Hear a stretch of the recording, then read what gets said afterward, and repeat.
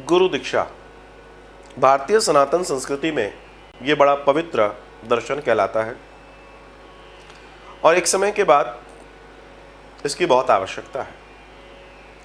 हालांकि मेरे दर्शन में अगर मैं बात करूं तो गुरु दीक्षा की आवश्यकता आज के परिवेश में किसी भी युग से ज़्यादा, किसी भी काल से ज़्यादा है, क्योंकि आज पापाचार ज़्यादा है। इसलिए समझाइश देने वाली जगह या फिर ऐसी जगह जहाँ व्यक्ति डिवोटी हो, उसकी आवश्यकता है ताकि वो पाप कर्मों से बच सके, और ये आवश्यक समझता हूँ मैं। तो गुरु दीक्षा का नियम सबसे पहले देने वाले के लिए, जो दे रहा है वो कौन हो, वो ब्राह्मण शरीर हो, वो भगवान और ईश्वरीय चर्चा करने वाला हो, अर्थात खुद भी उन नियमों का पालन करने वाला हो, उसमें सरलता हो, और सबसे बड़ा उसका गुण जो है वो है कि वो संतोषी होना चाहिए। वो ऐसा ना हो कि अपने आप को ही भगवान बता के अपने ही आसपास चक्कर लगवाने लगे, आजकल ऐसा चल रहा है। वो ऐसा हो कि निरंतर आपसे कहे कि ईश्वर की ओर जाओ, और आपको सद्मार्ग बताए, आपको सच्ची बात बताए, और अगर आप गलत हैं तो आपको डांटे, भले ही आप उसके पास दोबारा ना जाओ, उससे उसको फर्क नहीं पड़ना चाहिए। आजकल शिष्यों में एक नई प्रजाति आ गई है।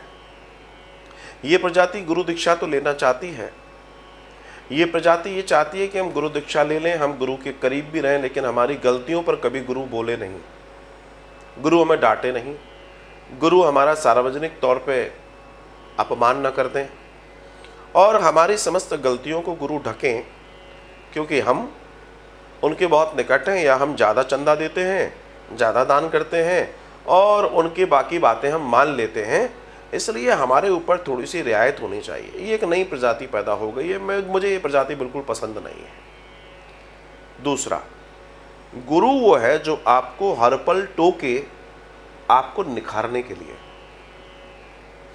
जब कसेरा कौन होता है? जो बर्तन बनाता है। आजकल तो मशीनें बनाती हैं, पहले कसेरा जो होता था वो बनाता था। तो जब वो घड़े को पीटता है तो पीटता हुआ तो दिखता है कि कितनी जोर जोर से इसमें हथौड़ा मार रहा है वो, लेकिन वही घड़ा जब चमक कर सुंदर गोल होकर निकलता है तो लोग कहते हैं वाह, इसकी मेहनत थी कि ये निखर गया।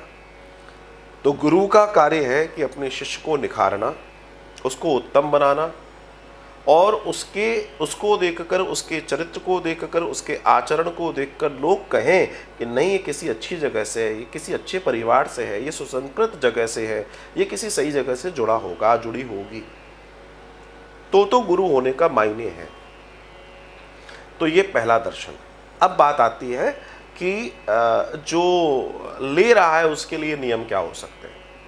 तो उसके लिए सबसे बड़ा नियम है कि वो ईश्वर प्रेमी होना चाहिए। कौन होना चाहिए? ईश्वर का प्रेमी होना चाहिए। दूसरा, ईश्वर का अगर प्रेमी है, वास्तव में ईश्वर का प्रेमी है, तो वो शाकाहारी होगा। ध्यान रखिएगा, ईश्वर का प्रेमी दिखने का ढोंग ढकोसला तो दुनिया कर रही है, लेकिन अगर वो शाकाहारी नहीं है तो वो ईश्वर का प्रेमी नहीं है, ईश्वर से व्यवहार करने वाला है। दोनों में एक बड़ा अंतर है, तो इसे समझना बहुत जरूरी है। तो वो शाकाहारी होना चाहिए, ईश्वर का प्रेमी होना चाहिए, और जिज्ञासु होना चाहिए। उसके अंदर ईश्वर प्राप्ति की, या एक अच्छा इंसान, मैं कह रहा हूं ईश्वर प्राप्ति तो बाद का विषय है, एक अच्छा, सुंदर, सहज और सरल इंसान बनने की जिसके अंदर चाहत है, वो दीक्षा लेने का अधिकारी है। जो ईश्वरीय सत्ता को जानना चाहता है, अपना विकास करना चाहता है, इस देह का सदुपयोग करना चाहता है, और इस देह में बैठी आत्मा का मिलन वास्तव में परमात्मा से करना चाहता है, उसको दीक्षा की आवश्यकता है। कई लोग ये सोचते हैं कि दीक्षा ले लेंगे तो गुरुजी चमत्कार कर देंगे, हमारी दुकान चल पड़ेगी, हमारा मकान चल पड़ेगा, अर्थात हमारा आर्थिक लाभ हो जाएगा। अगर ये सोच के कोई दीक्षा ले रहा है तो तय मान के चलना, आपके साथ बहुत बड़ा धोखा होने वाला है, बहुत बड़ा धोखा होने वाला है। क्योंकि वास्तविक गुरु का कार्य आपके लिए ये करना नहीं है, बल्कि गुरु तो आपसे कह रहा है कि भैया ये सब करो, लेकिन इसके अंदर अपना मोह मत रखो। उल्टा बोलेगा वो तो। तो अगर आप ये सोच के कर रहे हैं, गुरु, कई लोग ये सोच के गुरु दीक्षा लेते हैं, अरे जब से इसने गुरु दीक्षा ली है इसके तो बड़े वारे वैराडे हो गए हैं, इसके गुरुजी से जाके हम भी दीक्षा ले लें। ऐसे बहुत सारे हमारे पास भी आए, हालांकि वो जिस स्पीड से आते हैं उसी स्पीड से चले भी जाते हैं। तो दीक्षा का एक दर्शन ये भी है। तो अगर ऐसा सोच के ले रहे हैं तो बिल्कुल मत लें, क्योंकि आपका नुकसान होगा, फायदा नहीं होगा।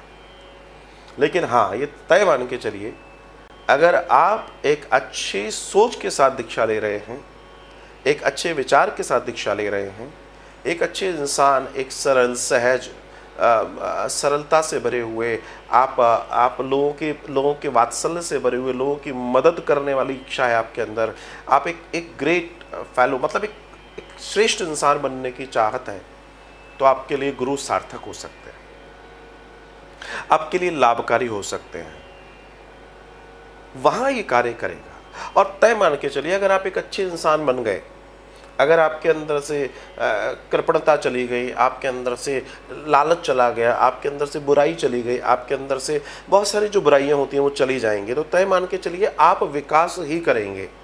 फिर आप चाहे व्यापार में हैं वहाँ विकास करेंगे, आप चाहे नौकरी में हैं वहाँ विकास करेंगे, आप जिस क्षेत्र में हैं आपका विकास होगा।